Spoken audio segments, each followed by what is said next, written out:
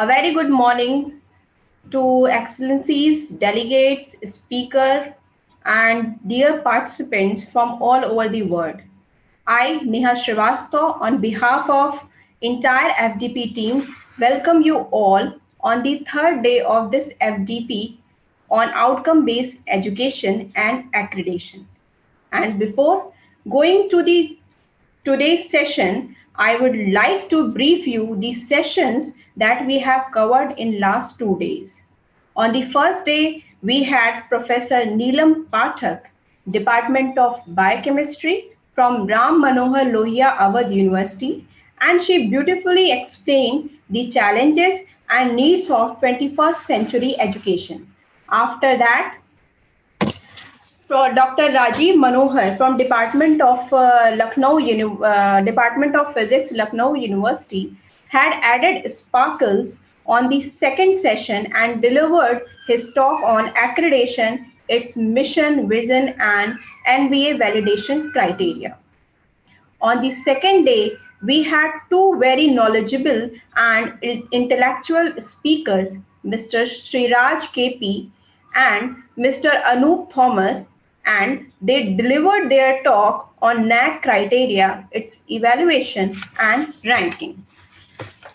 Now, let's start today's session, which is designed to give insight of outcome-based education, its philosophy, and it will also cover the Bloom taxonomy and its role in teaching brain, which is a set of three hierarchical model, which is classify educational learning object into level of complexity and specificity. And for that, we are pleased to welcome Professor Abdul Hafiz Ibrahim Bashir, Head, Department of Physiology, College of Medicine, University of Wales, Saudi Arabia. Professor Hafiz received his MBBS degree from University of Bahrain, Sudan, and PhD from University of Duisburg, Germany. He also received postgraduate diploma in medical education from University of Dundee, UK. Apart from his teaching and research, he is also worked as MBBS program coordinator at College of Medicine, University of Wales since 2015. He is also a member of curriculum committee and member of education unit. His research areas or interest areas are SPICE curriculum, design, its implementation, monitoring, and evaluation. Now, I request Professor Hafiz to deliver his talk on outcome-based education, its philosophy, and significance. Professor Hafiz.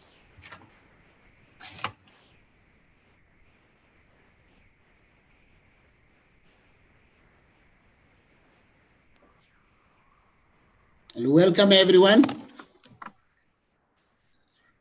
Good morning, sir. Good morning and welcome, everyone. This is a short talk about the outcome-based education. And let me share my slides here.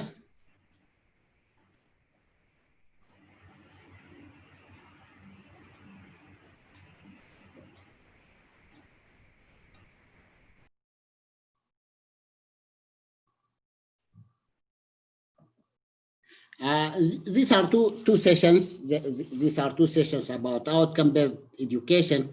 The first is about the philosophy and significance of OBE, and the second will be about the Bloom's taxonomy and implementation of OBE. And at the end of this activity, you should be able to compare outcome-based education and content-based education or content-based instruction, and identify different aspects of the curriculum and discuss the principles of outcome-based education. First, let's define what is outcome-based education, and I took this definition from Spady, William Spady, who is the father of outcome-based education. In 1994, Spady defines outcome-based education as a comprehensive approach to organize and operating an education system that is focused on and defined by the successful demonstration of learning sought from each student. So this definition is centered around two words, the outcome and the word based. Outcomes, we have two types of outcomes. Those which are in the short term, and we call them performance indicators, such as test results, completion rate, post-course employment rates, these short-term outcomes. And there are the long-term outcomes which culminate in demonstration of the learning by the students after graduation. And this continue for their lifelong. This second type of outcome is what is meant here by the word outcome. We don't mean these short-term outcomes like the test results or completion rate or employment rate, but rather the long-term demonstration of what the student learned. The second word is based. Based means defined by, focused on, and designed around. So in outcome-based education, everything runs around the outcomes.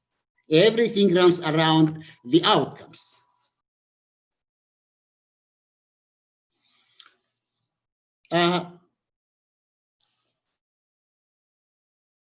The outcome-based learning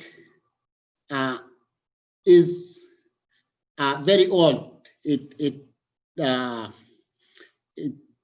goes back to around 500 years ago, at the time of craft guilds, where learning by apprenticeship.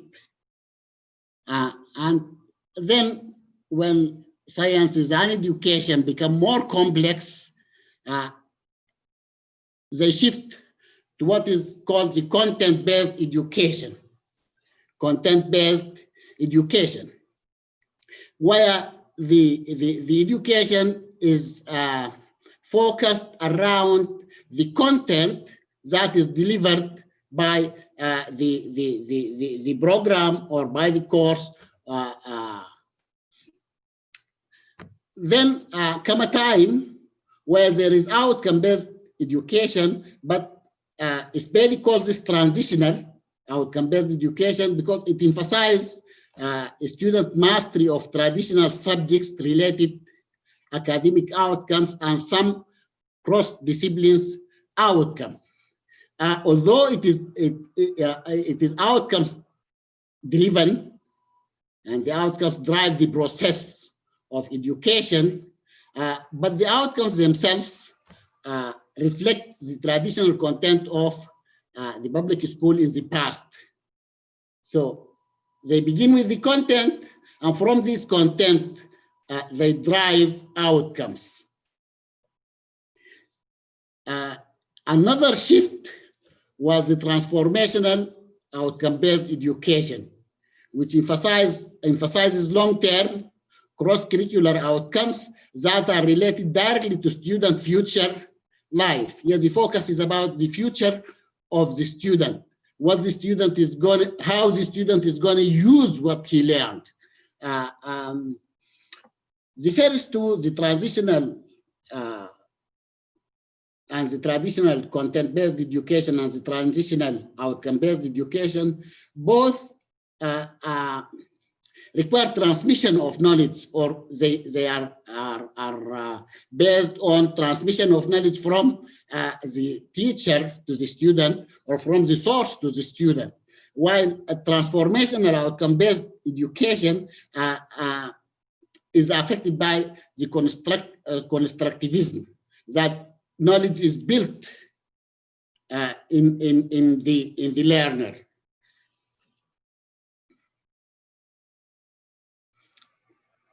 These are the characteristics of the content-based instruction or content-based education. It is the most prevalent educational system. Most of the schools, most of the universities use this traditional content-based education. The focus is on the syllabus. There is a list of topics which are required by the student to fulfill or to complete in order to graduate. It is teacher-centered. That means the focus is what the teacher do rather than what the student learn. It is easy to design and implement. It's easy to list the topics and then to teach them to the students. And the most important is that it is time-based. It is defined and organized around the calendar. There is a specific time through which the student should spend. There is a specific time the student should spend in order to graduate or in order to achieve the requirements of the program. So it is calendar-based.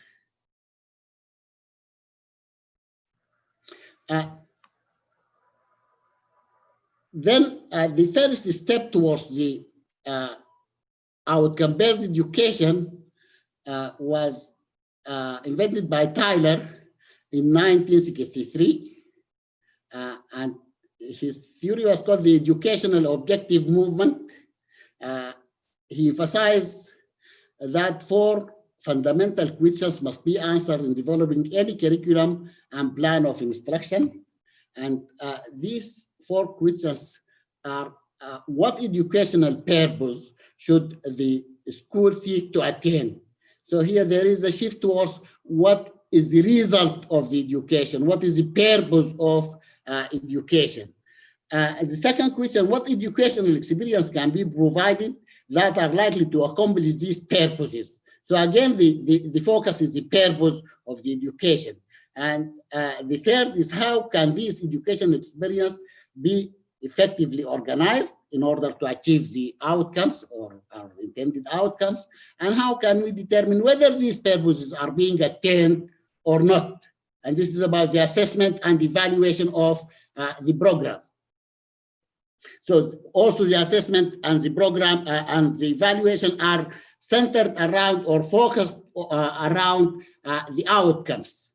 And most of these or all of them are also embedded in the transformational outcome-based education. After that comes Wheeler, and he proposed a model for curriculum development. And this model is centered around the aims and the goals. It begins with the aims and goals and objectives, aims, goals, and objectives. And after determining the aims, goals, and objectives, then comes the selection of learning experiences that help the student attain the aims and the goals and the objectives of the program or the course or the teaching learning activity. And then comes the selection of the content, in contrary to the content-based education in which the content are selected first. Here we begin with the aims, goals, and objectives, and then the selection of the contents come later. Then organization and integration of learning experience and content to attain or to achieve the aims and goals and objectives. And the cycle is completed by evaluation of the program or the course. And this is a wheel or a cycle which continue to develop and improve the curriculum. A second leap in traditional or traditional outcome-based education was set by Benjamin Bloom in 1968. Actually, Benjamin took the verse written by John Carroll in 1963, where he said aptitude is a rate of learning, not ability to learn. So here he proposed that the students differ in the rate of learning, but they don't differ in the ability of learning. All the students can learn at the end, but they differ in the rate of learning. And this goes in contrary to the time-based, content-based education. As we mentioned earlier, content-based education runs around the calendar, around the time. But here, this nullifies the time because all the students at the end can learn, but they differ in their time. The mastery learning is based on certain criteria. These are ascertaining prerequisite knowledge or skills to attain goals. So students differ in their prior knowledge, in their readiness to learn, a flexible time frame to achieve goals. So this goes against calendar-based education. Using different media and materials to create a rich teaching learning context. And here, students differ in their styles of learning, their mode of learning. So the function of the school or the college is to provide different media and material to create a rich learning environment. And there was also a shift from the summative assessment to formative evaluation to provide feedback for both teaching and learning improvement. So here, the focus of this assessment of the students is to give them feedback. So the type of assessment here is formative assessment. All of these principles are embedded in the outcome-based education, which is the transformational outcome-based education. And this transformational outcome-based education has three basic premises. All students can learn and succeed, but not all in the same time or in the same way. And this reflects what was written by John Carroll, who said that aptitude is the rate of learning, not the ability to learn. So all students can learn, but they differ in the time. There are some students who are slow learners and some students who are fast learners. Slowness of learning or fastness of learning does not reflect the depth of learning. Successful learning promotes even more successful learning. So learning is based on previous learning experiences. If the previous learning experience is successful, then this will facilitate or foster the success of the next experience. School and teachers control the conditions that determine whether or not the students are successful at school learning. So it is the responsibility of the school that the students succeed. It's not just the responsibility of the student. So it is the responsibility also of the school to provide the appropriate environment for the learning of the student, to provide and control the conditions that help or facilitate student learning.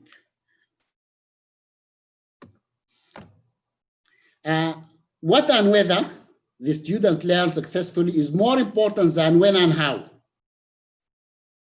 So the outcome-based learning, outcome-based education provide a flexible time and a variety of learning tools for the student.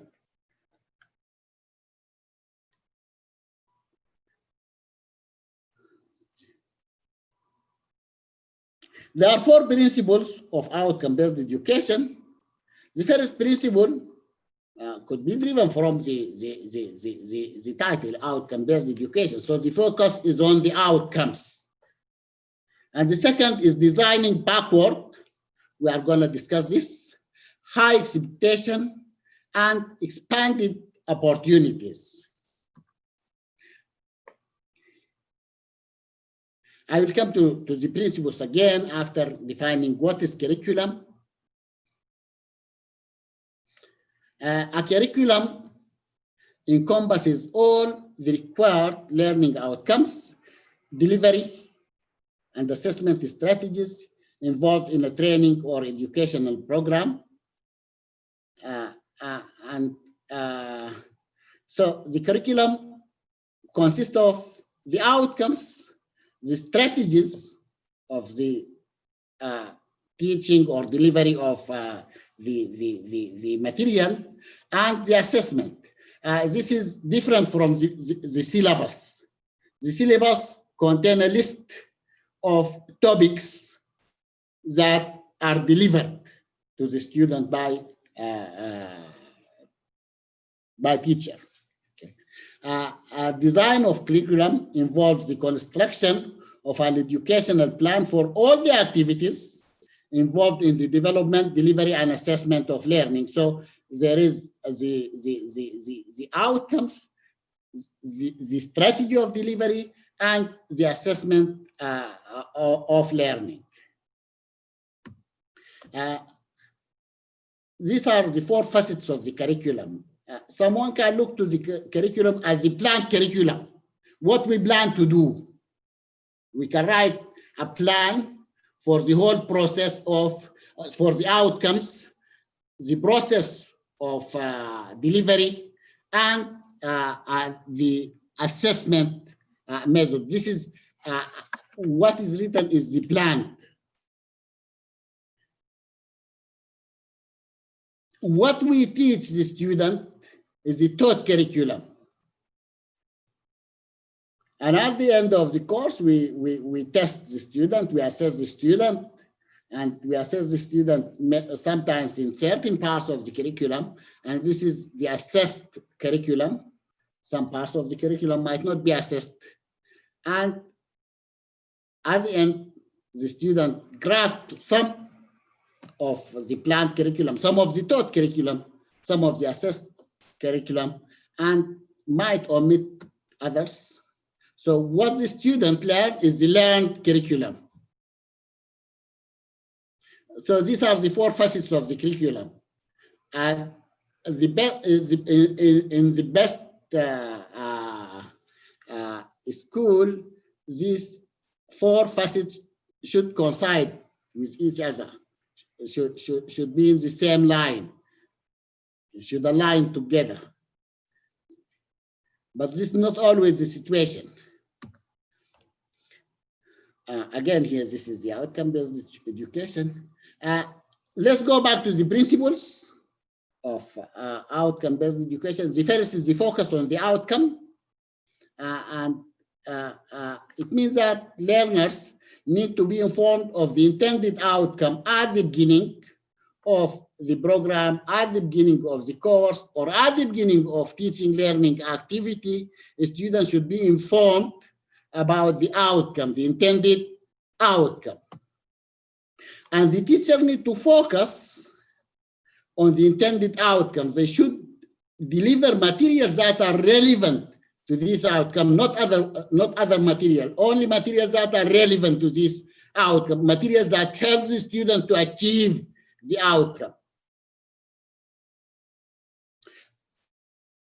So here the center of the process, or the center of the education, is the learner.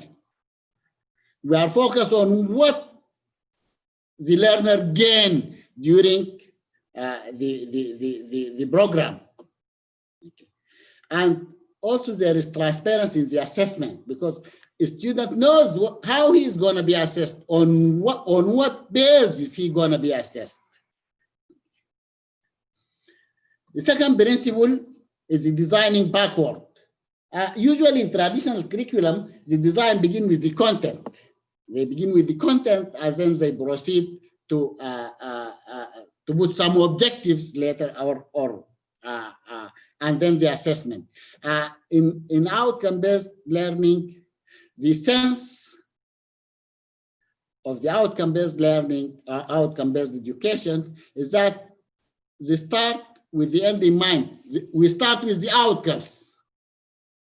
What outcomes do we need?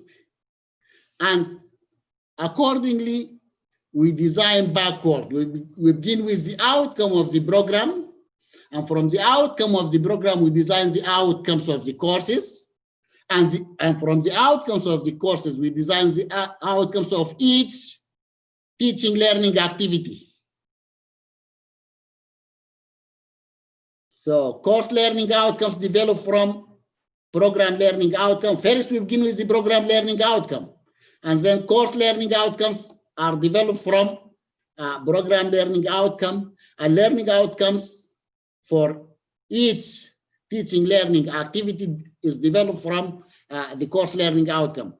And another important thing to mention here is that we begin with the outcomes, and then we design the teaching learning strategies, and we design the assessment. So we begin with the outcome, and then we design the strategies for teaching and learning, and we design then the assessment. In practice, we learn from BLOs. We begin with the BLOs, and then we design the components of the BLOs, such as course learning outcome, teaching learning activities outcomes. And also we begin with the program learning outcomes, and then we design the assessment and the teaching learning activities. Important to align assessment and teaching learning activities with the PLOs and CLOs. You begin with the PLOs, and then you choose the best assessment and the best teaching learning activities that match or that align with the program learning outcome or course learning outcome, with intended learning outcomes. High expectations. Every learner must develop to his or her full potential. So the outcome-based learning put the highest limit that the student can reach. It consumes all the abilities of the student to achieve the goals, to achieve the outcomes. Diversity needs to be accommodated. The students differ in their learning styles, so diversity of these students should be accommodated. The teacher needs to maximize opportunities for every learner by challenging learner to achieve and improve. Here are some the diverse or a variety of teaching learning experiences, the formative assessment, and this create an opportunities for every learner to proceed. Implication for practice, rich and stimulating learning environment. So we need a rich and stimulating learning environment, challenging and enriching learning experience, and usually here activity-based learning is the best choice for to achieve the goals. Expanded opportunity. This is based on an assumption that we expect all learners to succeed, but not necessarily at the same time and in the same way. So there should be an expanded opportunity for each student to achieve the goals on his own pace. So there should be a time for remedial enrichment as needed. And implication for practice, you provide multiple opportunities to learn and demonstrate achievement use a variety of teaching, learning, assessment strategies, and differentiated and individualized learning. And by differentiated instruction, differentiated instruction is the process ensuring that what match each student is delivered in a process that match each student. Each student has his own way to learn. Individualized is an instruction method of teaching in which content, instructional technology, and pace of learning are based upon the ability and interest of each learner. So in the outcome-based learning, each student receive or is learned in the way that best suit him.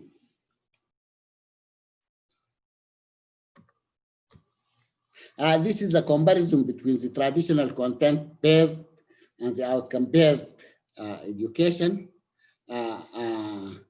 In traditional content-based, the focus of the curriculum is the content, which is a list of topics that should be delivered by the teacher. While in the outcome-based learning, the focus is the outcome, what the student learned. So accordingly, the traditional content-based is teacher-centered because it is the focus is on what the teacher do, what the teacher deliver to the students. While in the outcome-based, it is the student-centered. The focus is what the student learn rather than what the teacher do. The goal of education in traditional content-based is knowledge acquisition. And here, also, usually they think of knowledge as a transmissible knowledge that can be transferred from the teacher to the student.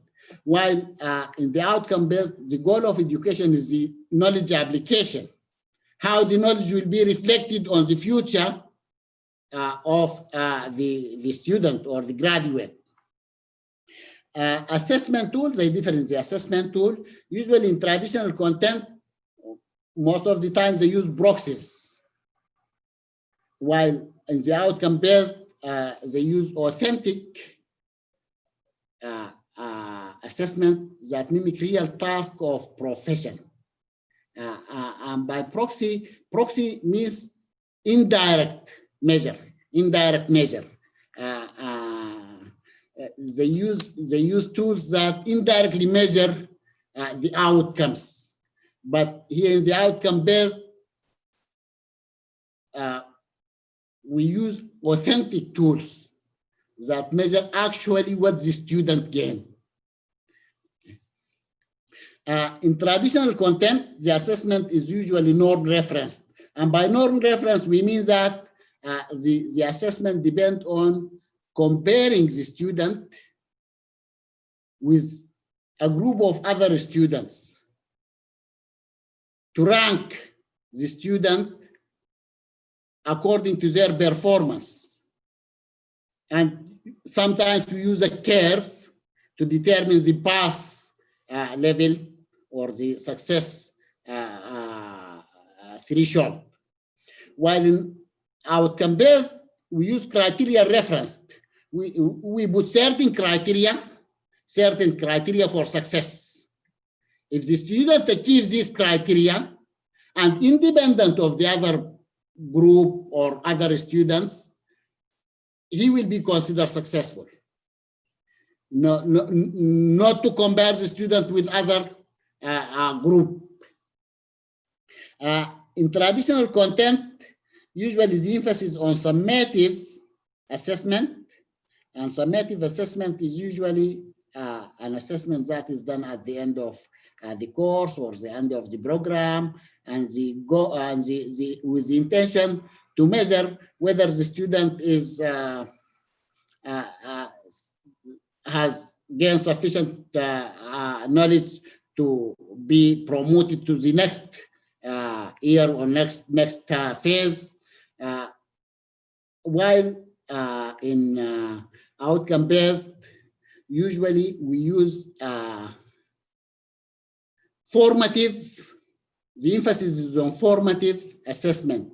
And the intention of formative assessment is to provide feedback as a way of shaping and improving the competencies of the student. So the assessment is part of the learning itself, because it fosters the student to gain or improve his competencies.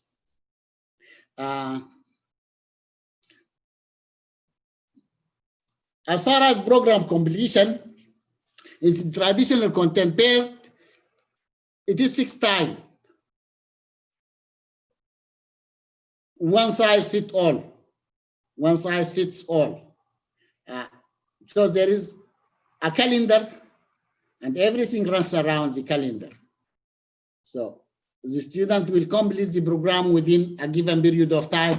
He will complete the course within a given period of time. But in outcome-based learning, the point here is to achieve the outcomes irrespective of the time. So each student, some students are slow learners, some students are fast learners, so they can achieve the outcomes at different times. So the outcome-based education have variable times. And as we mentioned, there is differentiated learning, and individualized learning.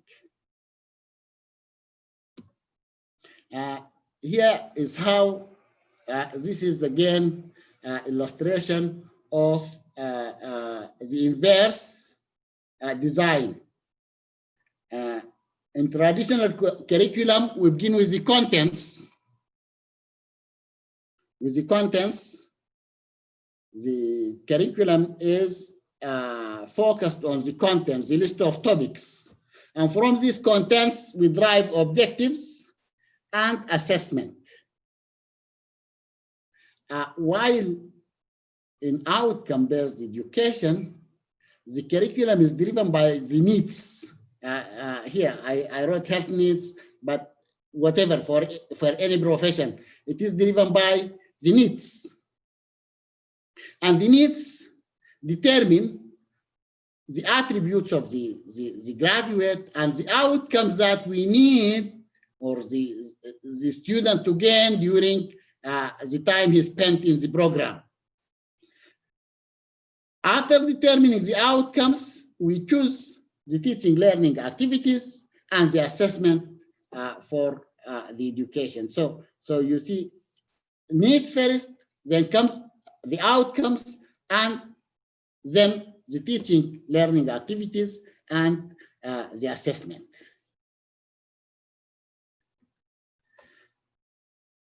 What are the positive and negative features of outcome-based education?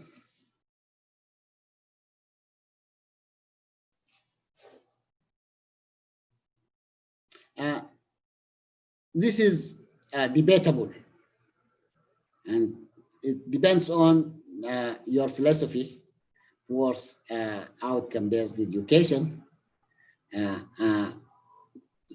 Proponents of the outcome-based education, they say that the advantages, there are many advantages of outcome-based education. These include relevance to future practice. That outcome-based education promotes fitness for practice and education for capability. So it prepares the students for their future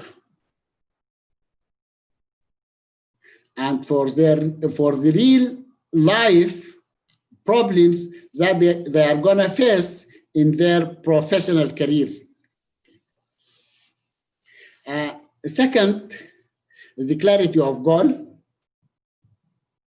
There are explicit statements of what the educational process aims to achieve, which clarifies the curriculum for both students and teachers and provide the focus for teaching and learning. So the objectives of the whole process is clear for both the students and for the teachers, and also for the community. The community, it provides a framework, provide a robust framework for integration of the curriculum. And accountability, because by providing an explicit assessment of what the curriculum is setting out to achieve, it emphasizes accountability.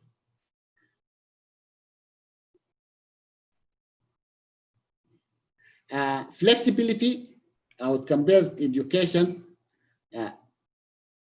is adopt flexible strategies for learning, a flexible time, and flexible methods of delivery. And it also guides the assessment. Assessment is based on the outcomes, because we need to measure the outcomes. It promotes self-directed learning by providing the outcomes.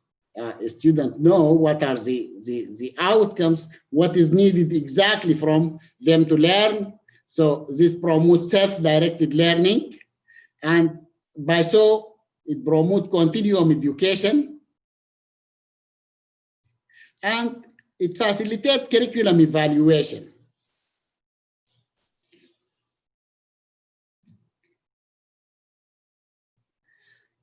Some opponents of outcome-based education, they say that there are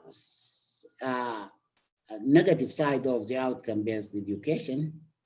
For example, they say it imposes constraints on the learning process, because the outcomes will put a limit, a seal for the students. The students should not go beyond this seal. So it put a limit for education. They think that it's against the freedom of the students. The students are free to learn whatever they want. And when you put the outcomes, the intended learning outcome, you put a limit for the student learning.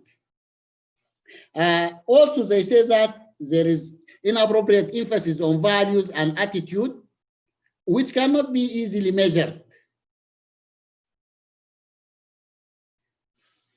And they also say that it inhibits learning by discovery, by putting limit. The students only focus on the intended outcomes.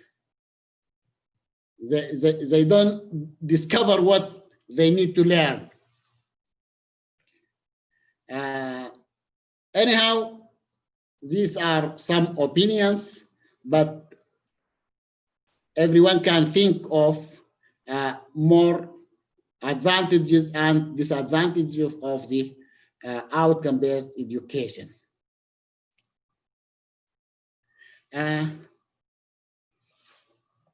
The focus of accreditation. Accreditation agencies sometimes focus on one of either of three to assess the educational program. They focus on the input, finance, resources, and infrastructure. And some agencies, they focus on the process of learning and teaching. How is it organized? How is it controlled? Delivery and training.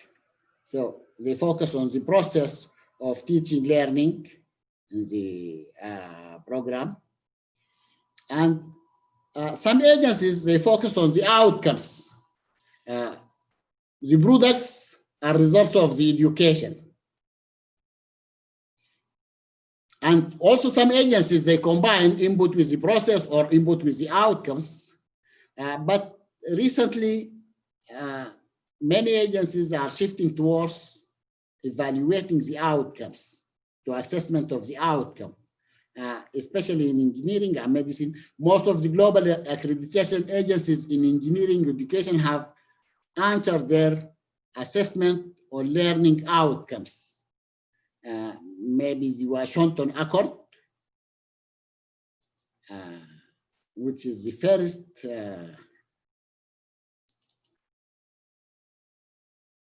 agency that focus on the outcome-based education. And the Accreditation Board of Engineering and Technology, a bit. Also, they focus on the outcomes, and I think India is a member of the Accreditation Board of Engineering and Technology. Bologna process in Europe, and the Canadian Engineering Accreditation Board. These agencies, they focus, and many other agencies, but these are examples, they focus on the outcome. Their accreditation depend on assessment based on measuring the achievement of the outcomes. I think I reached the end of this session. And, we open the discussion.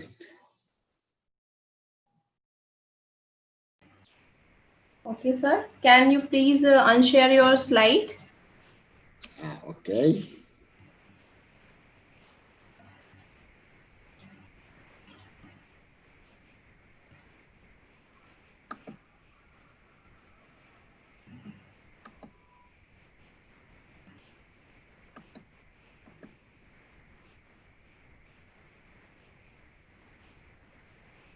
Okay. Thank you, sir. And now we are beginning the question answer round. And we have lots of questions. Few questions will be taken in this session, and the rest I will mail you, and you can answer it by the candidates by itself. Okay. Because there is some time constraint, so we can not deal with all the questions. So the questions, the first question is, what is the role of flipped classes in OBE? I just, can you come again? What is the role of flipped classes in OBE? Okay, flipped classes in OBE. Yeah,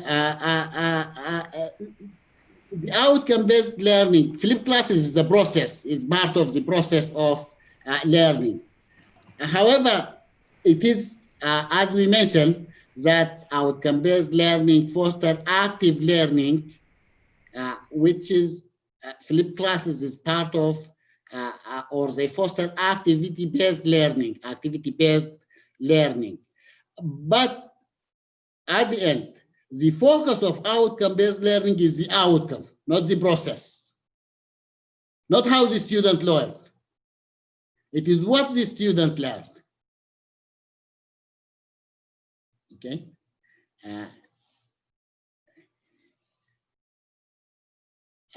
Sorry, you are mute.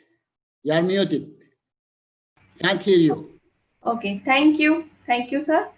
I think the question that I'm going to ask is the common question, and today's scenario, we all are facing the same question, same problem. And the question is how to increase the interest of students in online teaching. How to increase? The interest of students in online teaching. What's your comments on it? Well, okay, yeah. This may need the session on itself. Okay. Like we want some The tips so topic that we can increase the on interest of e-learning. students. Yeah. Actually,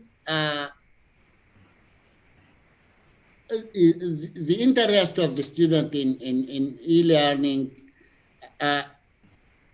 comes firstly is that it gives the student a chance to choose the appropriate time for their learning and the appropriate pace for their learning. We were teaching lectures and practicals according to a given timetable. But now, while we are using e-learning, the student has the ability to choose the proper time for him to get access to the media and to get learning. So this is one of the advantages of the e-learning. And another point is that e-learning can provide a variety of options for the student through which he can learn.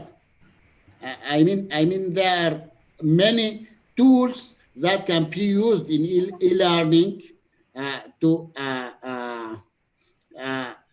attract the student to learn. For example, gaming. Gaming is a process is an easy attractive way to let the student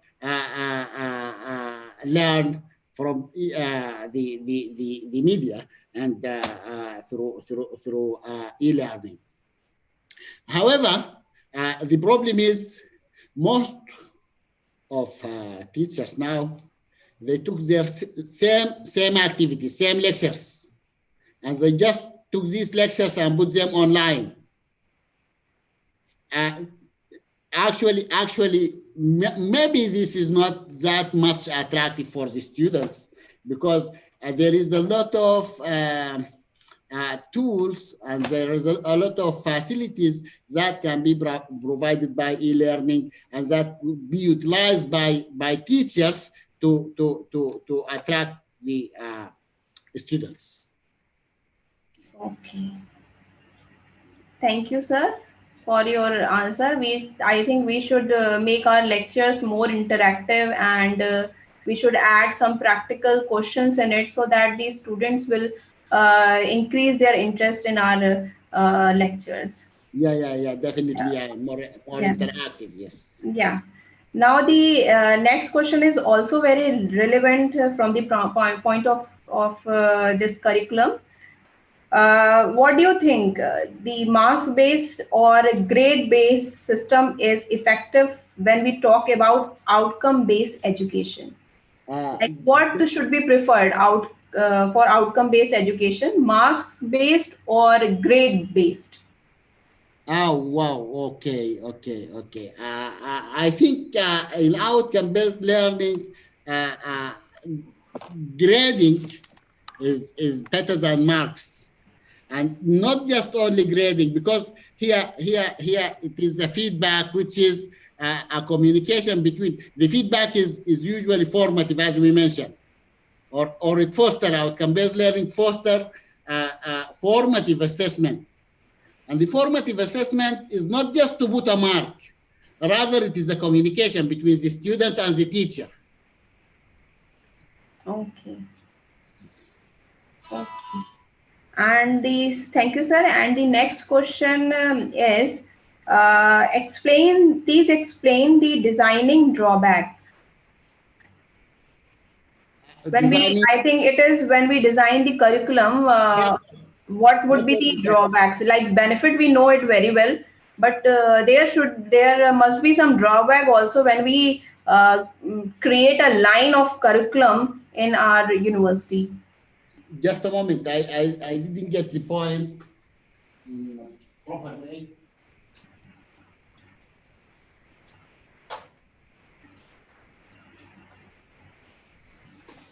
Can you come again, please? Yeah.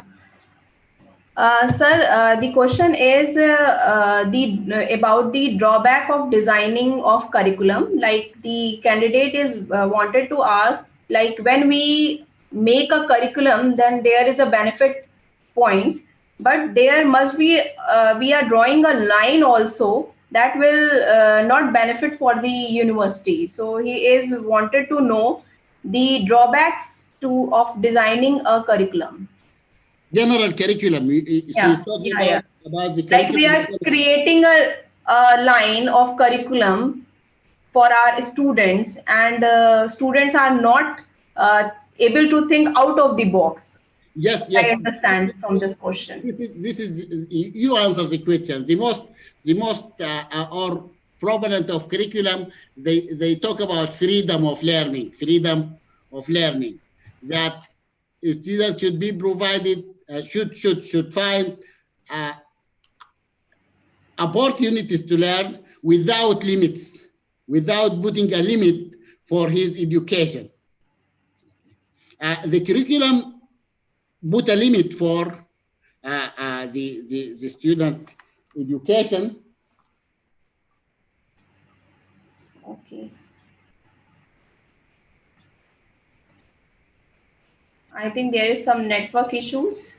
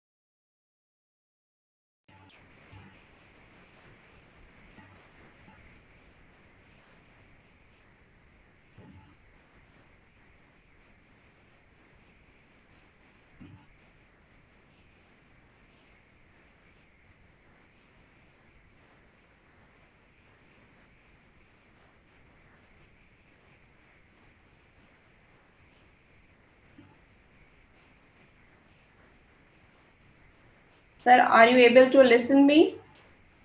Am I audible to you?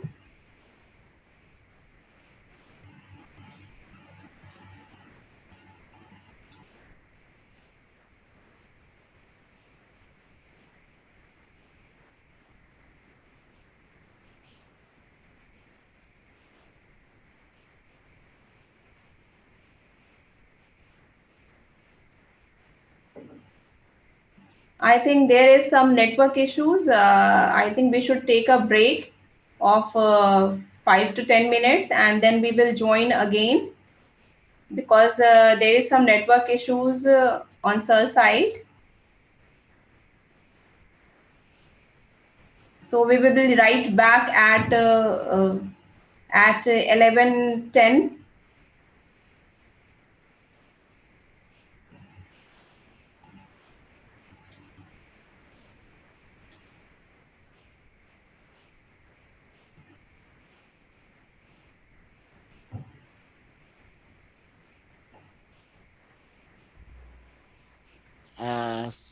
Sorry?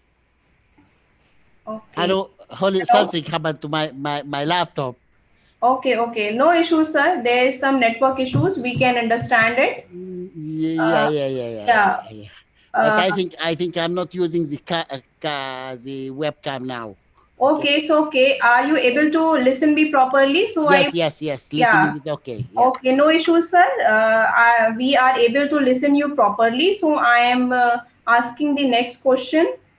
Um, what is, in your opinion, on importance of result analysis when talk about NAAC accreditation? Result analysis. Yeah. Sir, when we are going for different accreditation process, there is a criteria of result You analysis. mean result of the students, results of the student after Is it, assessment? yeah, is it important, necessary? Yes. This is an important process and is part of the assessment. It's not just when you assess the student, Oh, and here we differentiate between assessment and evaluation. When you assess the student, a part of this assessment is utilized to evaluate the whole program or the whole course, to evaluate the course or the learning activities. okay. So result analysis is important for the evaluation of your curriculum. Although as I mentioned, these short outcomes are not the outcomes that we measure. We usually, when we're talking about outcome-based education, we are talking about the long-term outcomes. Okay. Uh, Sir, what is the positive points of traditional teaching methods that should be incorporated in the present teaching methods? Well, okay. In traditional method, the instructional strategies are so clear and easy to design. Instructional activities are so clear and easy to design, and also you have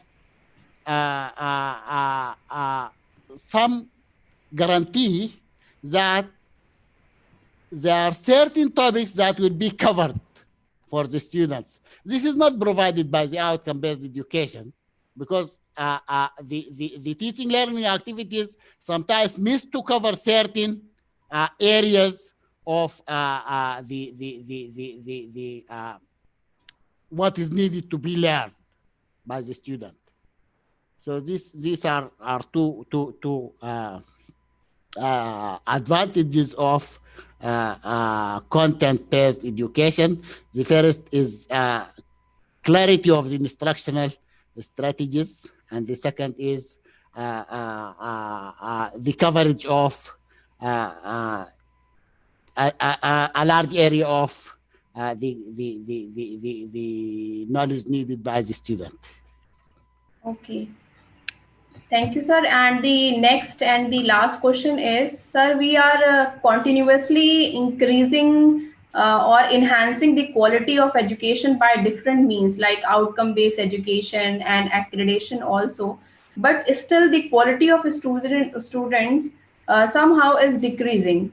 So what are your views on that, and how should improve our students' quality? Uh, uh, uh, uh, uh, uh, I might not agree with the quality of the student is decreasing. I might not agree. How do we measure and how do we judge that the quality of the students is decreasing? It is changing. I can say it is changing, but Okay. might not be decreasing. Okay. Right? Okay. Okay, thank you, sir. Thank you very much. Thank you. And And we meet where after. How? thank you, sir, for this wonderful session. You have very well explained the difference between the traditional and transformational and the modern outcome-based education. And I think we were following the modern outcome-based education, and now it's clear that what is actually the modern outcome-based education that we are following.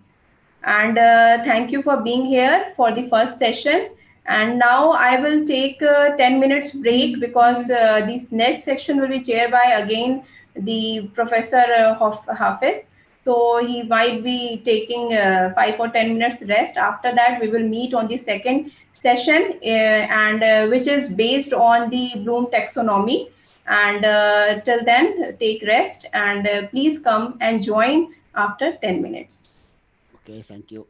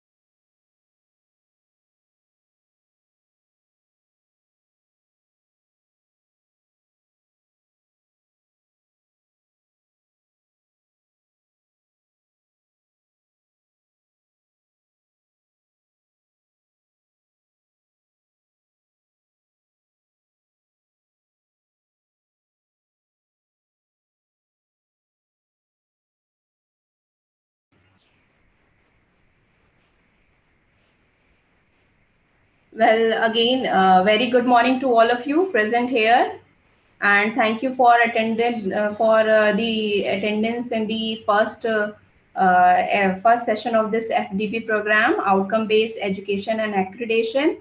And now we are going to start our second session of the day, which is based on Bloom's taxonomy and its benefits in teaching curriculum. And for that, we are very pleased to welcome again Professor Hafiz, Head Department of Physiology, College of Medicine, University of Hale, Saudi Arabia. Professor Hafiz received his MBBS degree from University of Behel, Sudan, and PhD from University of Duisburg, Germany. He also received postgraduate diploma in medical education from University of Dundee, UK. Apart from teaching and research, he is also working as MBBS course program coordinator at College of Medicine, University of Hale since 2015. He is also member of curriculum committee and member of education unit. His research in areas are SPICE curriculum design, its implementation, monitoring, and evaluation. Now, I request Professor Hafiz again to deliver his talk on Bloom taxonomy and its implementation in current teaching methodologies. Professor Hafiz. Hello. Sir, please on your video. Okay. Sir, perfectly okay. You can start right now. Okay, thank you very much, Dr. Neha, and welcome all audience for the second presentation. Share the slides. Yeah. Okay, so this is the second session of the day. Again, about outcome-based education. We are going to concentrate on designing an outcome-based curriculum, and we are going to use Bloom's taxonomy. So we are going to talk about Bloom's taxonomy and the design of the outcome-based curriculum. And by the end of this session, I expect you should be able to identify the steps in outcome-based curriculum development and to apply the concept of constructive alignment in outcome-based curriculum development.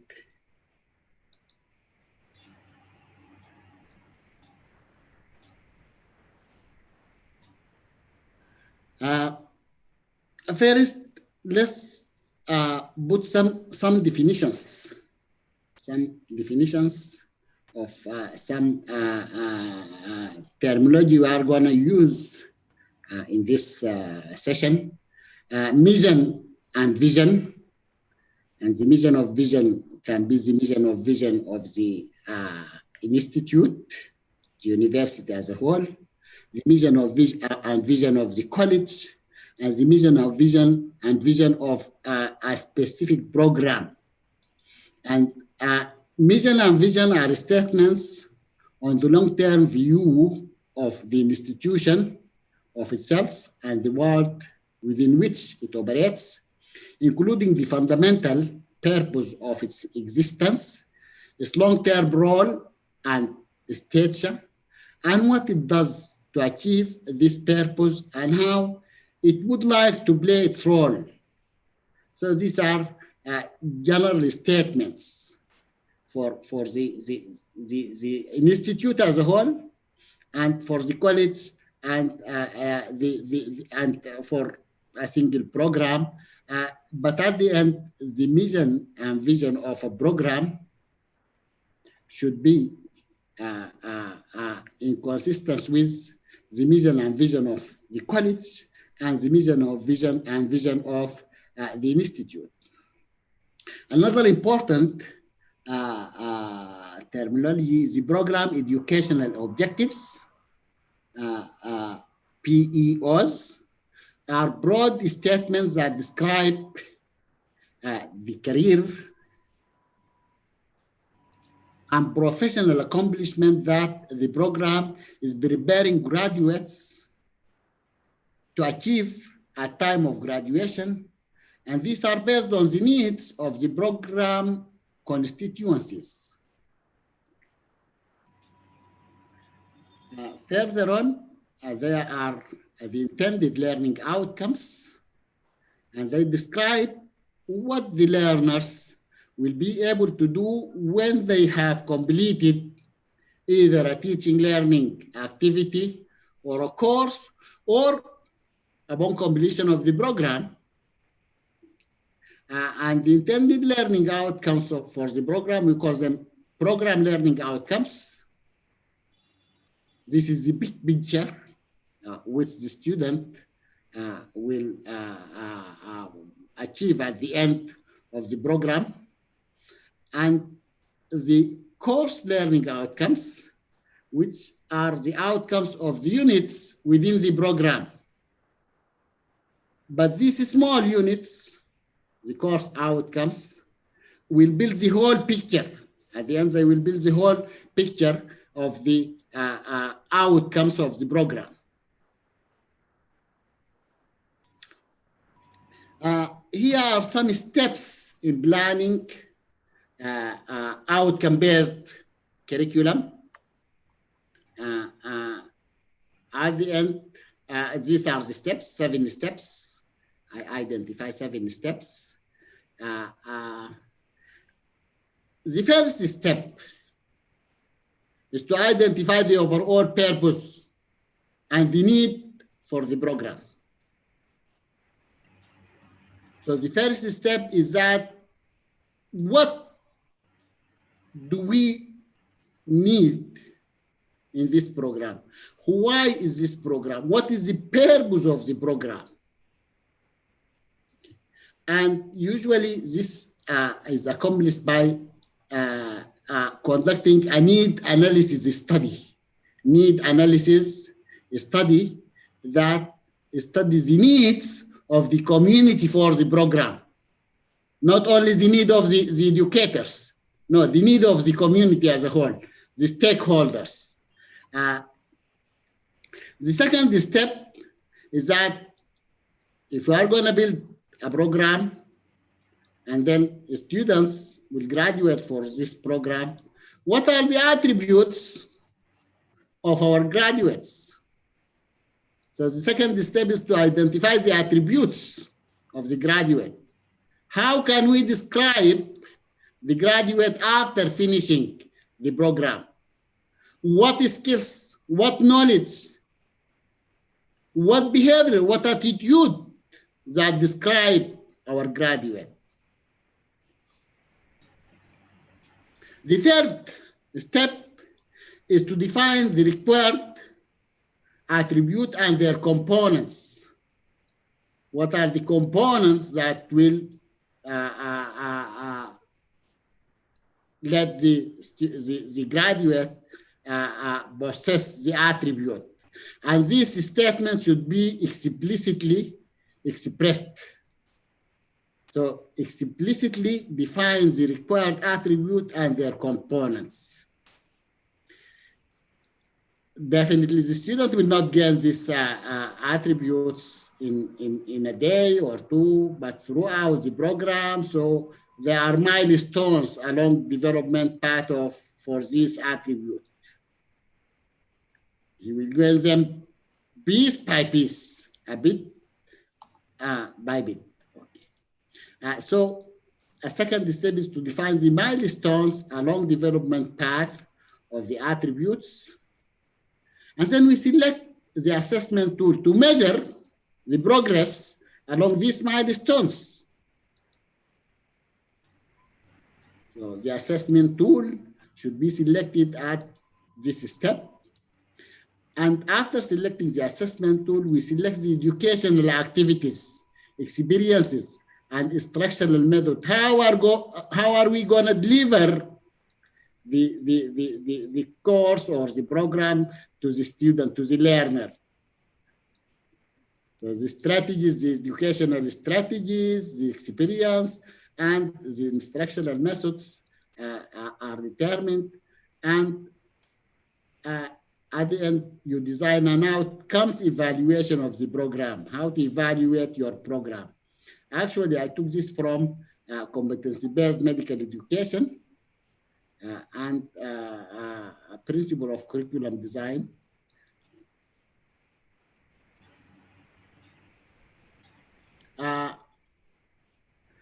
Yeah, this is a loop for curriculum design and development. And curriculum development is a continuous process. It is a continuous process. We begin with the needs analysis, the needs of the alumni, the stakeholders, and advisory committee. And these needs analysis are assessed, analyzed for program continuous quality improvement. And from the need analysis, we can put the vision and mission of the program. And from this need analysis and the vision and mission, we can write the program objectives. We can identify or determine the program objectives. What are the program objectives? Which are closely relevant to the attribute, to the graduate attribute. What is the whole, the broad statements of the purpose of the program. And these program objectives are assessed, continuously assessed. Assessment is analyzed, and there is continuous program improvement. And from program objectives, we go to the program outcomes. From these objectives, we can design the outcomes, the PLOs, program outcomes. And again, continuous assessment, analysis, and improvement. From the program outcomes, we can design the course outcomes. And remember, this is what we call the inverse design. Inverse design. We begin with the whole picture, the big picture, and then we go to the details, to the pieces. Okay. Program objectives, then program outcomes, and then course outcomes. And every time we assess and continuously improve the quality of the program and the quality of the course. Graduate attributes are the qualities, skills, attitudes, and understandings an educational institution agrees that graduates should possess in full or in part when they have completed their course of study. So this is a description of the students at the time of their graduation. This is the definition by Bodin, 2000. These are examples. For example, from a College of Engineering, these are attributes of a graduate from a College of Engineering. Upon graduation, the graduate is a critical thinker, having the ability to utilize knowledge of various engineering subjects in applying the process to come up with the correct decision, and being culturally oriented person having the attitude and the skills to practice engineering profession that is respectful of the beliefs and traditions of culturally diverse communities. So these are examples of the graduate attributes. Once the attributes are determined, we can design the outcomes, the required outcomes and their components. The program outcome and their components are the course outcomes. Each program outcome is achieved via passing through different courses, and each course will add some step towards the achievement of the program outcome. An example here, applying knowledge of mathematics, science, engineering fundamentals to the solution of complex electrical and electronic engineering problems. This is a program learning outcome. At the time of graduation, we expect our student to achieve this statement. At the end of the program, we expect that the student will be able, the graduate will be able to apply knowledge of mathematics, science, engineering fundamentals to the solution of complex electrical and electronic engineering problem. Then comes the course outcome. For example, to achieve this outcome, program outcome, each course will participate. So the course outcomes are smaller outcomes that build the whole program outcome. These are examples, just examples. I took them from a College of Engineering. Here, I take this from the College of Medicine. For example, here, this is a program outcome which we expect the student will achieve at the end of the program. By the end of the program, our graduate should be able to demonstrate the essential clinical skills. To demonstrate the essential clinical skills. There are different clinical skills. The student will learn these clinical skills in different courses. So, at the course learning outcome, here the student will obtain an accurate and comprehensive medical history in clinical setting. And clinical history is just part of clinical skills. Here, the word is clinical skills, which include history, physical examination, and analysis of clinical data. So these are the skills, these are the clinical skills the student should obtain or perform or be able to critically analyze by the end of the program.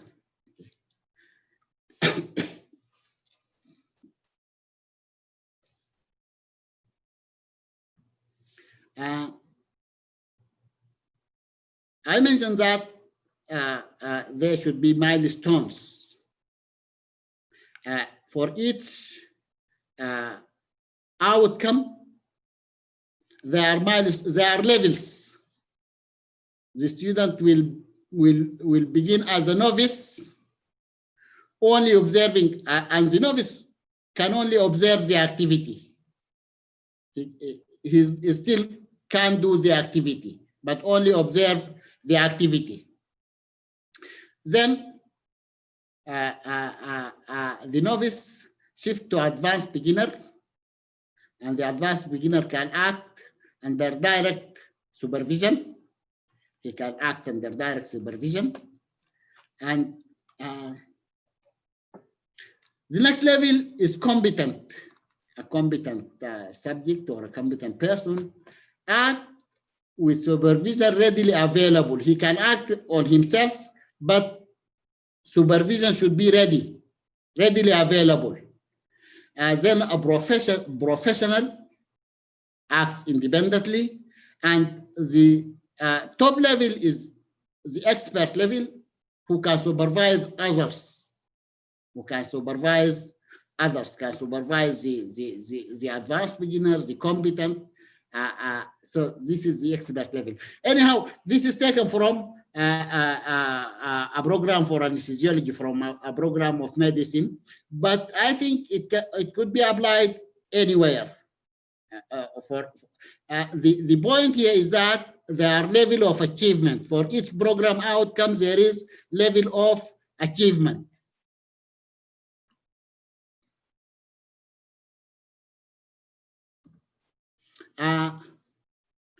Here, this is a program matrix. And the program matrix consists of columns and rows.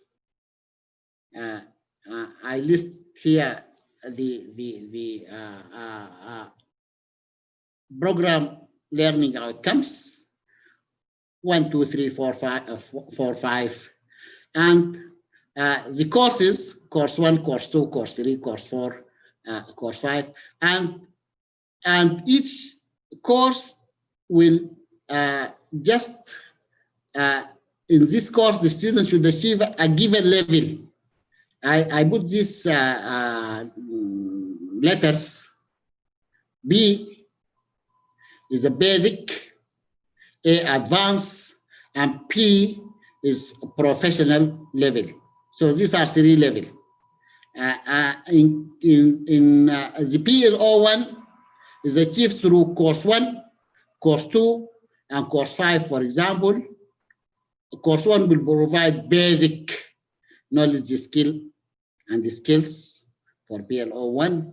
Course 2 will provide advanced, and course 5 is a professional level. So by the end of course 1, the student should achieve basic level as far as PLO1 is concerned. And in course 2, he will achieve advanced level, and in course 5, he will achieve the professional level. And this is professional level is the level that is needed for graduation, or the level that is expected at time of graduation. The matrix also shows that each course serve at least 1 PLO, at least 1 PLO. If there is a course that does not serve any PLO, the course should be removed from the curriculum. So each course serve at least 1 PLO. And PLO can be achieved through different courses. This PLO can be achieved through different courses. Some PLOs can be only in 1 course, but like this one, for example, PLO3, just in course 3 and only professional level. So in this course, in course 3, the student passed through the basic level, the advanced level, and he reached the professional level within this course only. So PLO can be accomplished in 1 course or in many courses. And the other thing is that each course serves at least 1 PLO.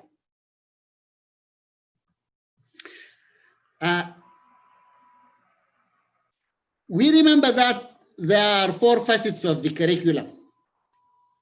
And the 4 facets of the curriculum are the planned curriculum, the taught curriculum, assessed curriculum, and learned curriculum. Here, at this point, it is important to align these curricula so they coincide each other. John Bick said that when there is alignment between what we want the student to learn, the outcomes, what we teach, the taught curriculum, and what we assess, the assessed curriculum, teaching is likely to be more effective than when it is not.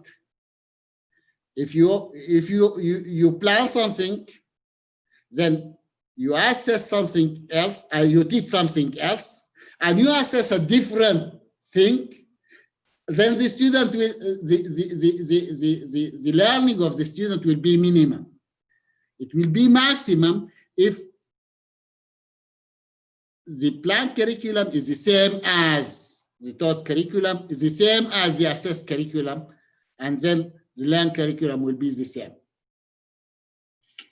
This is how the three curriculums, the planned curriculum, the taught curriculum, and the assessed curriculum are aligned.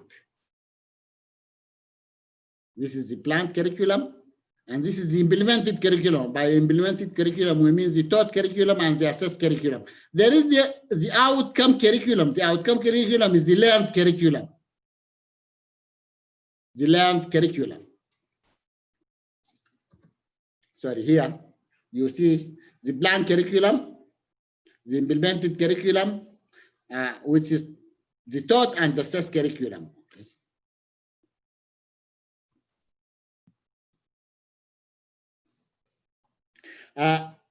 These are the learning, the intended learning outcome. We begin with the intended learning outcomes. The outcomes are what can a student do at the end of the course or a program. Okay. And the second important facet of the curriculum is the learning activities. What learning activities, the taught curriculum, what learning activities will help the student achieve these learning outcomes? And the third facet of the curriculum is the assessment and feedback, the assessed curriculum.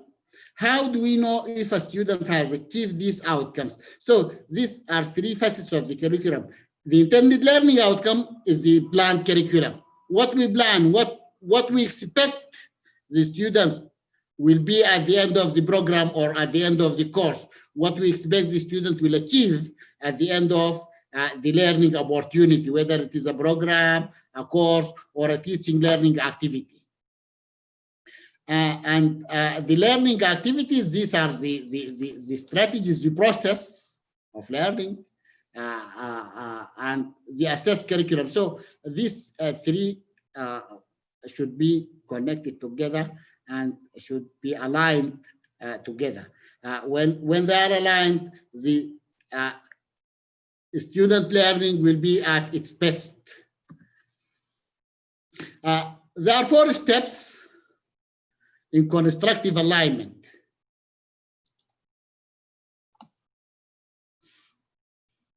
How to align your curriculum. These are the 4 steps. The first step is to describe intended learning outcomes in form of verbs in a context indicating what is to be attained and the desired quality of attainment. So here, there should be an explicit statements that describe the action, the verb, contain a verb that describes the actions or activity that the student will be able to perform at the end of the program or the learning opportunity, and the context in which he is going to practice this or show the demonstrate the verb, the action. And this statement indicate what is attained and the desired quality of attainment, the level of attainment, quality of attainment. Is it just basic or advanced or professional? So here we describe the outcome. In this step, we describe the outcome. We have complete description of the outcome in form of the action, the context, and the level or quality. Okay. And the second step is to create learning environment likely to bring about the intended outcomes. The sources, the teaching learning activities, all of these are designed, but the aim here is centered around the intended learning outcomes, the intended outcomes. So the learning environment serves the intended outcomes. The learning environment is designed to achieve the intended outcomes. A third step is the use of assessment tasks, enabling you to judge if how well student performance meet the criteria. We have to measure. Here the point is to measure the achievement of the outcomes, the accomplishment of the outcomes. So assessment is a measure of achievement of the outcomes. Finally, you transform this judgment into standard grading criteria. You should have criteria for the grading of the students. And by grading, we not just pass and fail. Okay. Grading gives more details of the achievement, where exactly the student has achieved in the continuum of the milestones.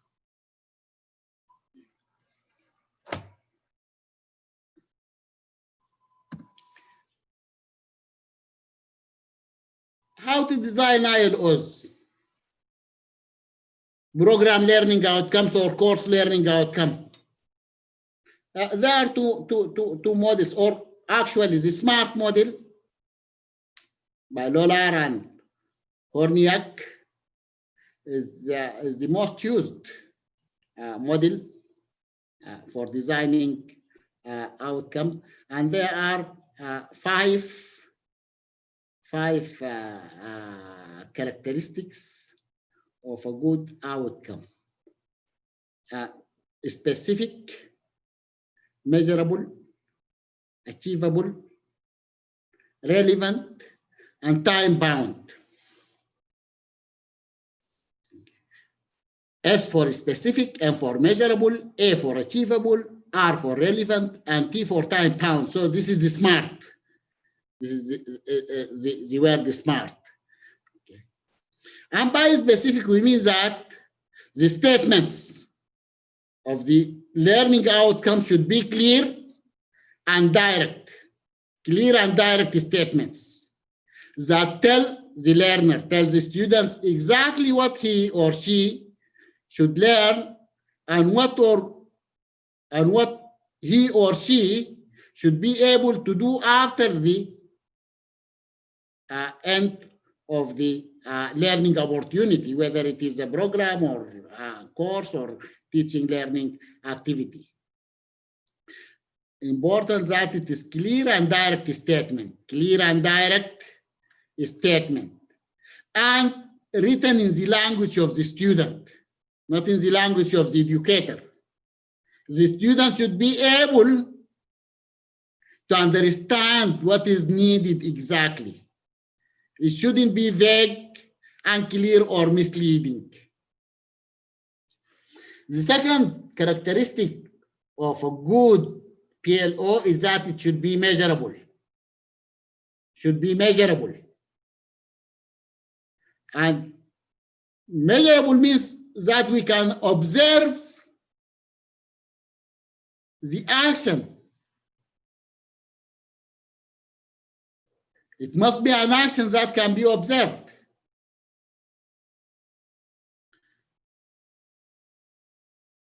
And it should be measured objectively, not subjectively. And for this reason, when we're writing PLOs, we avoid words such as know, or understand, for example. If I say that by the end of this course, the student should be able to understand Newton's law. The word understand here is not measurable. I cannot observe the understanding of the student. So I cannot measure the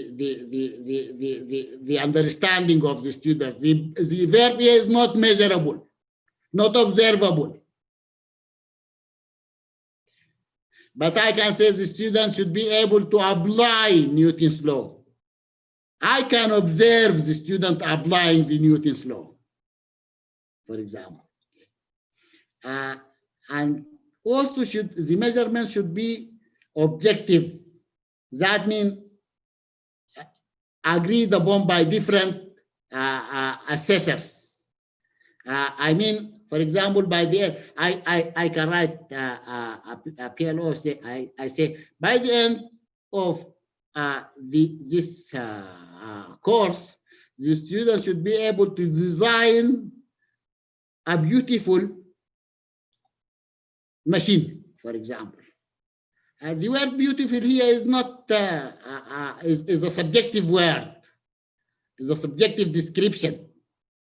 Maybe I can see something beautiful. You see it in another way. So it should be amenable to objective measurement, not subjective measurement. The third point is that it should be achievable. And achievable must be something the learner have a chance of completing or satisfying. And here that means achievable by means it is suitable for the student at that level. The student have the prerequisite knowledge that is needed and have the same time and have resources to perform or to achieve the outcome. Say, for example, if I don't have a laboratory equipments, so any skill in the laboratory will be unachievable. In order to achieve, the student should have the chance to practice, should have the chance to achieve the outcome. The fourth point is that it should be relevant. Relevant. And by relevant means that it is relevant to the context and the future of the graduate. So we don't teach materials that are not important or will not be used. So it should be relevant to the study and relevant to the purpose of the program. The fifth point is that it should be time bound. So at the beginning, you should state when you expect the student to achieve the objective or the learning outcome. By the end of the program, by the end of this course, by the end of this lecture, by the end of this practical session, the time should be determined. By the end of what? This is the SMART objective. Actually, after that, Johnson also have a model called the SMART TT. The first is the speak to the learner, and this can be compared with the specific. The specific, it is speak to the learner. By the end of this activity, you should be able to do so and so, and it is in the language of the learner, not the language of the educator. Measurable is the same as measurable. It should be applicable and realistic. Applicable and realistic. Applicable, transferable, and realistic, all are related to the ability to utilize this knowledge that the student gain in true situations in the future, in actual situations in the future, in the workplace. Again, there should be time bound and transparent related to the clarity. These are the characteristics of intended learning outcomes. The usual format for an outcome, intended learning outcome, is that it has three components. Say on successful completion of this module, you will be able to. The components are an active verb, and this active verb is followed by the subject of learning, and then it is followed by the context of learning. Let's see an example. For example, here, by the end or on successful completion of this course, you will be able to manage. This is the action verb. Manage projects by using relevant practical and laboratory skills. This is the subject of learning. The projects by using relevant practical and laboratory skills. The context of learning is on your own or as a member of a team. So the action verb is manage, and the whole learning outcome will be read as on successful completion of this course, you will be able to manage projects by using relevant practical and laboratory skills on your own or as a member in a team. So there is action verb, manage, a subject of learning, and then the context of learning, in which context.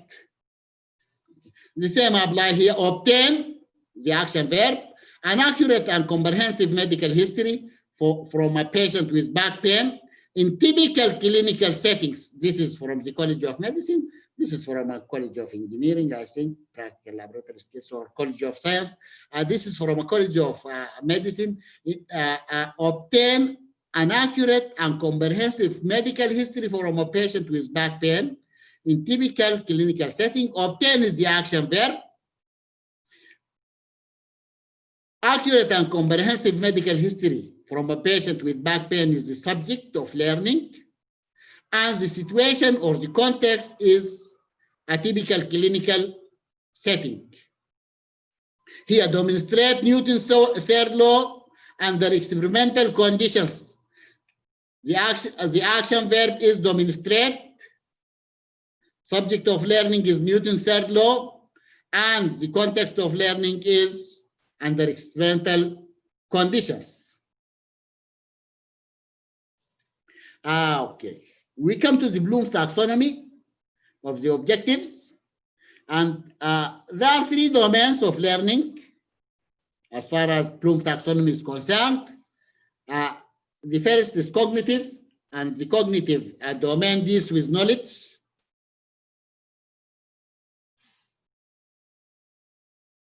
The second domain is the affective domain, which deals with the values and attitude. Values and attitude. And the third domain is the psychomotor domain, which deals with skills, especially this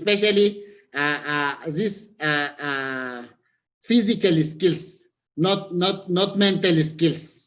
Mental skills are part of the cognitive domain, like ability to calculate, ability to manipulate. These are part of the cognitive domain, but the psychomotor skills are physical skills, a skill to perform physical activities.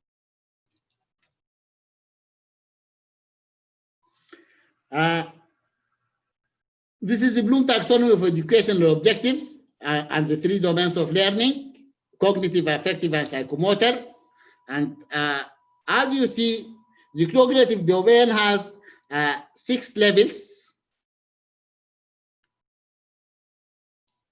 from the base to the and moving upward. We are moving from lower to higher cognitive functions. The lowest is remembering. And remembering means the student will be able to recall the facts, the data, and the information that he received, irrespective to whether he understands or not, but he can recall.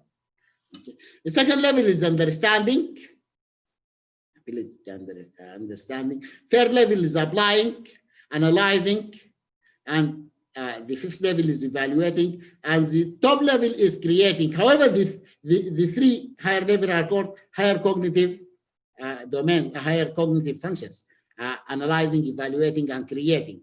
This Bloom taxonomy, actually, this is the revised, what we call the revised Bloom taxonomy.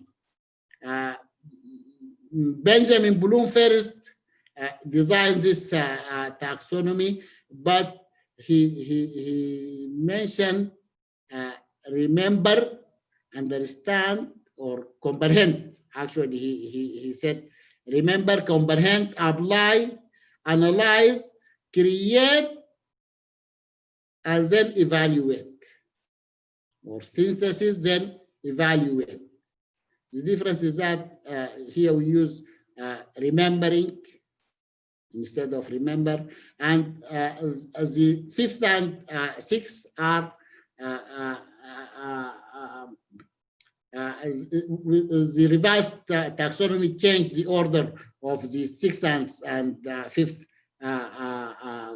level, evaluating, creating. It was creating and then, or synthesis, then evaluating. This revised Bloom taxonomy was written by, authored by Anderson and Cratwell in 2004. The affective domain, which was first published in a paper by Cratwell, Bloom, and Masia in 1964, begin with receiving, responding, valuing, organizing, and characterizing. And the psychomotor domain, here there are many theories about the psychomotor domain or characterization of the psychomotor domain. But I took here that what is designed by what was authored by Dave in 1975. The lowest level is imitation, ability to imitate others. Second level is manipulate, and the third level to become precise, and then articulate. You perform two things together, and then neutralization,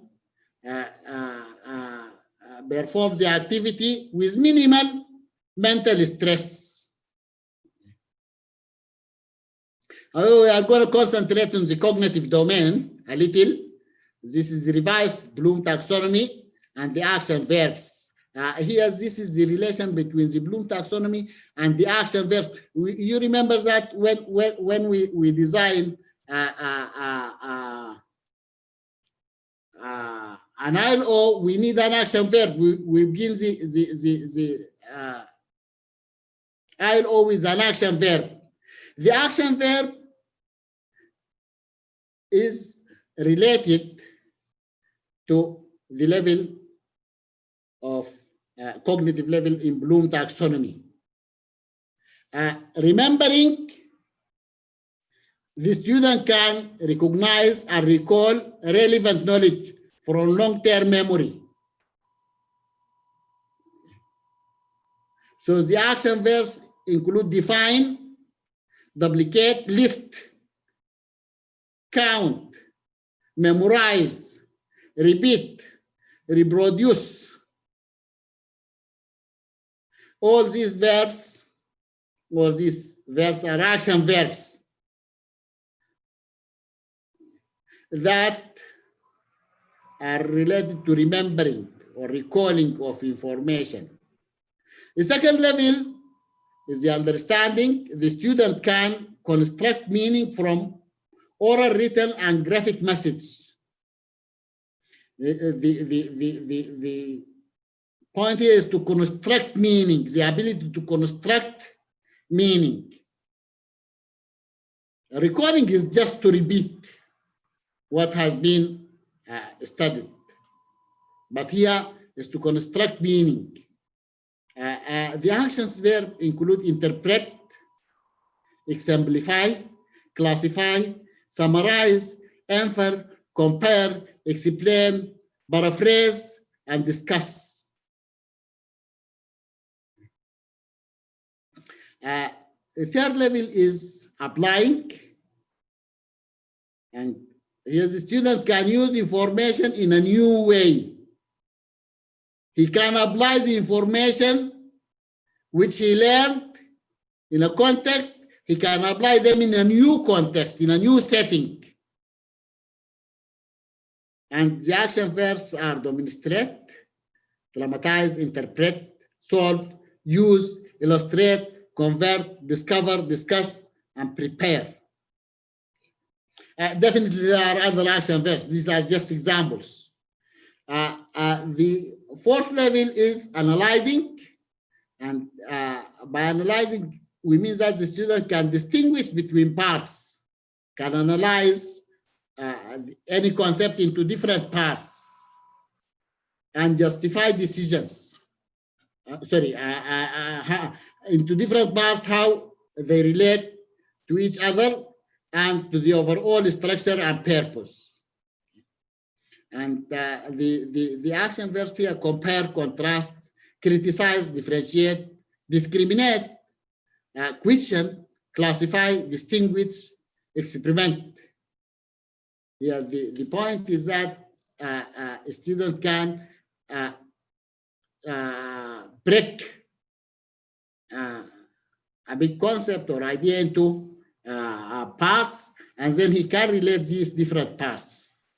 Evaluating, the student can judge, can make judgment, and justify decisions. Verbs that can be used: appraise, argue, defend, judge, select, support, evaluate, debate, measure, select, test, verify. The top level is creating, and here the student can put elements together to form a functional whole, create a new product or point of view. So here there is creation, use of what he learned to create a new idea or a new product. Action verbs include generate, assemble, construct, design, develop, formulate, rearrange, rewrite, organize, devise, and so on. Okay. So these are some examples of the action verbs. Examples of the action verbs for each level.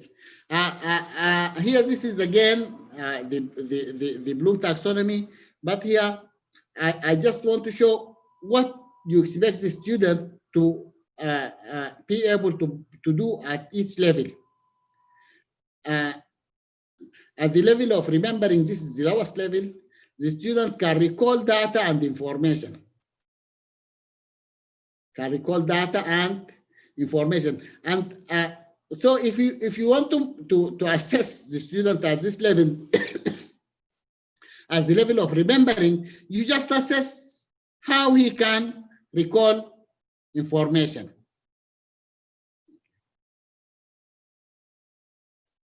The second level is understanding, and by understanding, we mean that the student can work, assign problems, and can example what they did, can give examples for what they did. So he can utilize his knowledge and or express his knowledge in a new way. And when we're talking about remembering and recalling, the student is able to recall the data and information in the same way as he was taught then. But here, when we come to understanding, the student will express the information in his own way, can rephrase the information. A third level is applying. The student recognize what methods to use and then use the methods to solve new problems. He can apply what he learned in a new situation.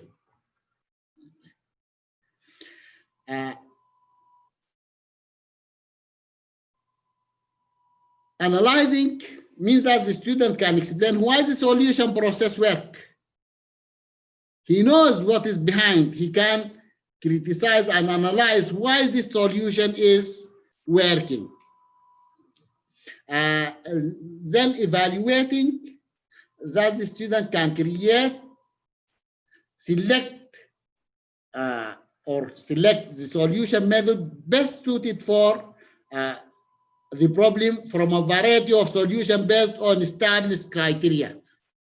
There are many solutions. The student is facing a problem, a certain problem, and he can choose different solutions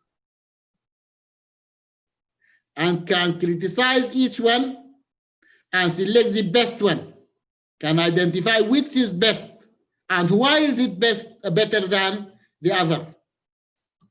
At the fifth level, a student can combine the parts of a process in new and useful ways, so he can synthesize new product, new knowledge.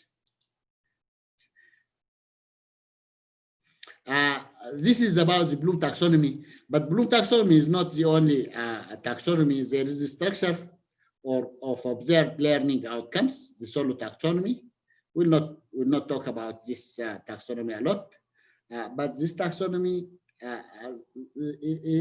it concentrates on the different stages of learning, and here this is the pre-structural level,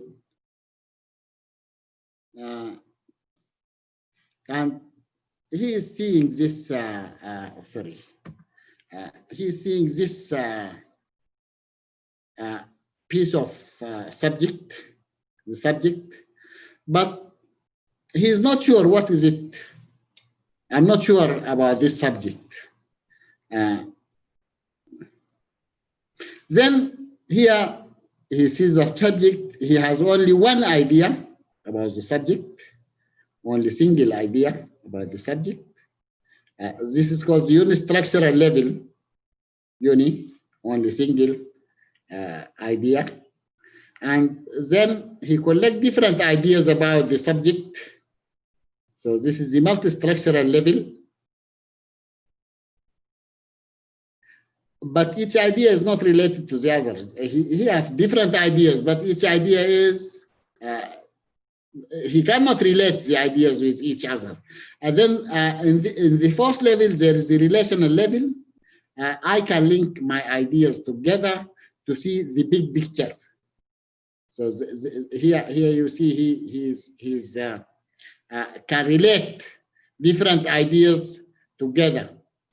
And the last or the top level, as the extended abstract level, I can look at these ideas in a new and different way. So he's synthesizing new ideas or new angle to look for these ideas.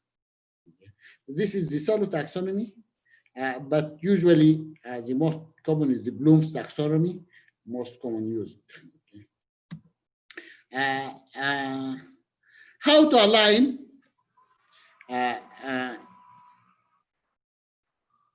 maybe here it is the activation of the IILM verb. Remember, when designing the curriculum, the first thing we design is the outcomes. So from these outcomes, we design the teaching learning activities and the assessment method. There is no rule, definitely there is no rule, but there are certain teaching learning activities, teaching strategies that suit each type of verbs. And this can be by experimenting, or by taking feedback from learners. They can be modified. For example, here, statements or learning outcomes that begin with the active verb list describe define and state is better achieved via a lecture. The teaching learning activity that suits them is a lecture, and the assessment is short answer questions, oral exams, and context-free MCQs. Context-free MCQs.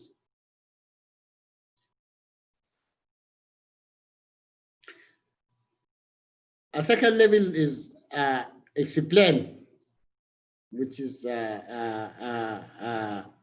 understanding. In Bloom's taxonomy, this is understanding.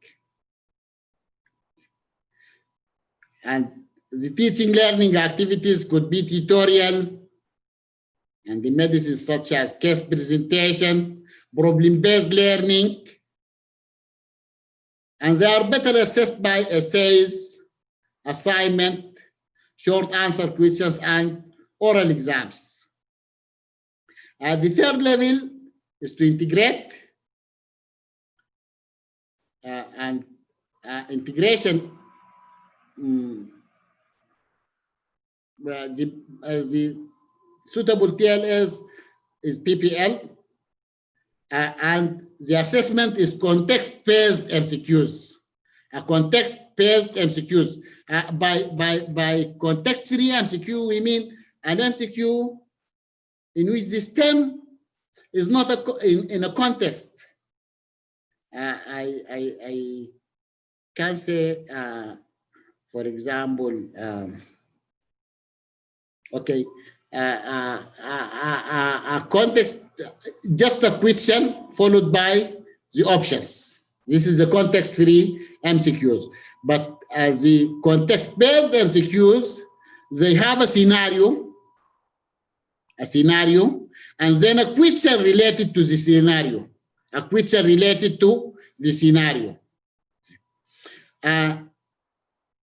Then verbs like apply can be activated by teaching learning activities such as the skills lab and the field experience.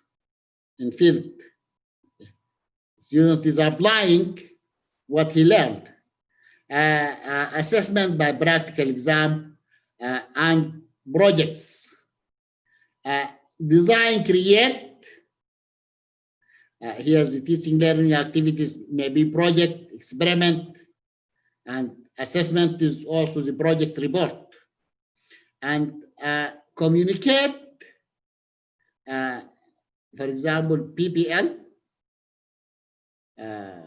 role play, custom projects, and assessment could be oral, and also work-based assessment, communication within the workplace, to assess the communication in the workplace.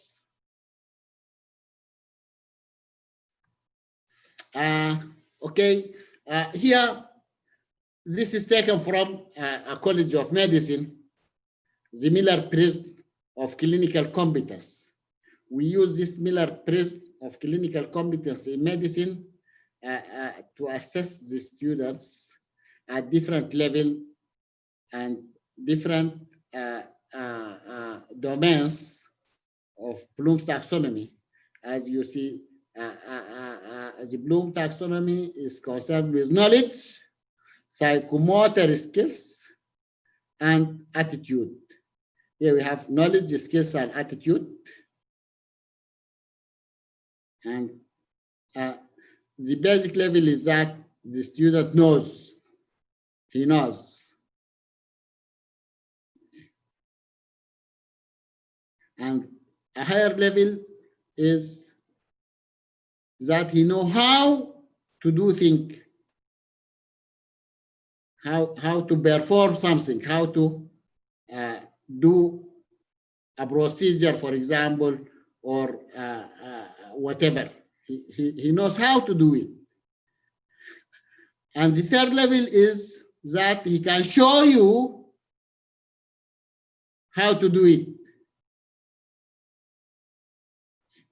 Here in the know-how, he can describe how it can be done.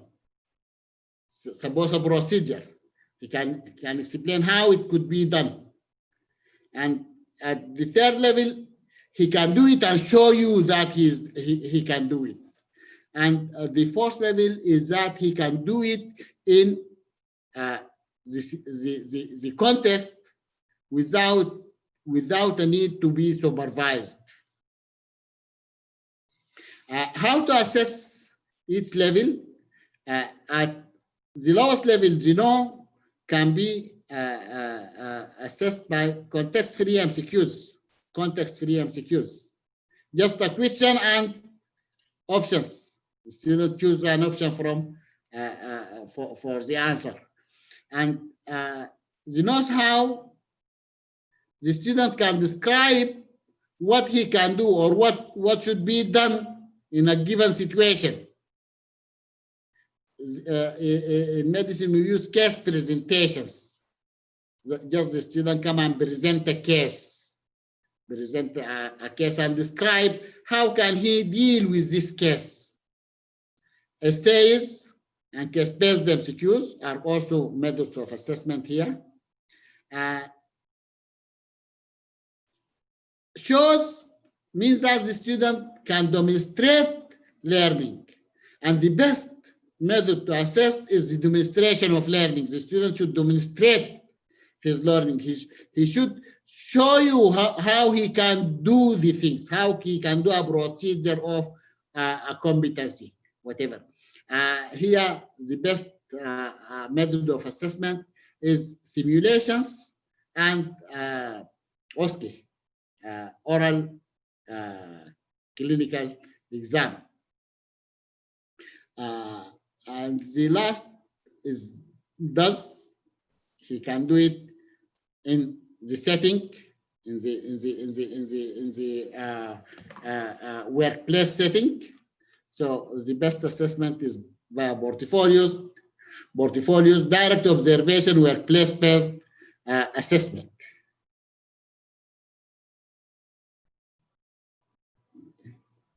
So here I brought this because we mentioned that in outcome-based learning, we use direct, authentic assessment method. Unlike in content-based education, where we use proxies. Say, for example, if I want to examine or to assess a student on car driving,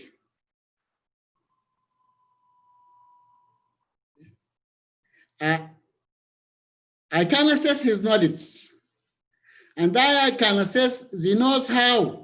He can describe how the car could be driven. This is the knows how. But the best, and then I can test how to demonstrate. He can demonstrate how he can drive a car. But there is a higher level, which is how he can drive the car in a real situation. In a real situation, this is the does. Okay. I think I'm approaching the end, but not finished yet.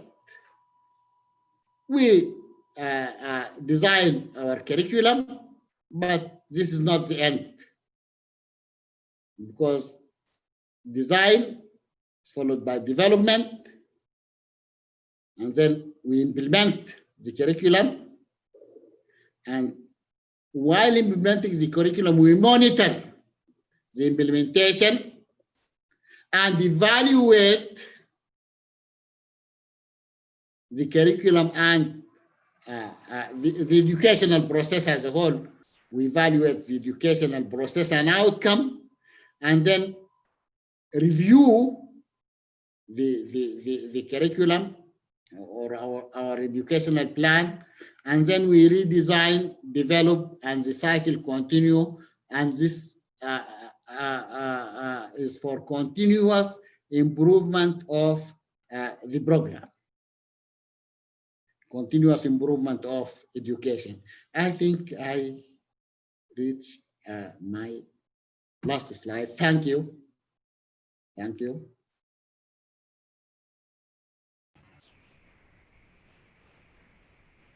Thank you, sir.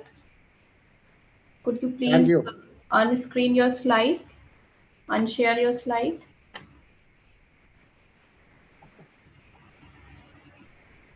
Thank you, sir, for this wonderful session. And now I'm going to begin the question answer round. And the first question is, uh, what should be the effective program outcome, and what should be the student faculty ratio? Okay, effective program outcome. This is dependent on the needs of the community. Okay. No one can tell, because yeah, you have to make a study of the needs of the community. What the community actually need. For example, if I want to design a program for MBBS, then I have to refer to the community. What is the community need? What type of doctors the community need? What type of engineers the community need? What are the characteristics of the engineers that the community need? So the